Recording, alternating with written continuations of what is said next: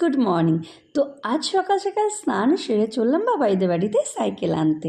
আর সকাল থেকেই বৃষ্টি পড়া শুরু হয়ে গেছে, তাই সাইকেল নিয়ে ভিজতে ভিজতে পৌঁছলাম দিদির বাড়িতে। দিদি দিল দুধ চা আর বিস্কুট, তা খেয়ে দিয়ে উড়িয়ে বাড়ি আসার পথে সাইকেলের ব্রেকটা গেল কেটে, তাই সারিয়ে টারিয়ে বাড়ি আসতে না আসতে দেখলাম স্টুডেন্টরা এসে হাজির। ওদের কাজ করতে দিয়ে আমি আমার সকালের খাবারটা খেয়ে নিলাম।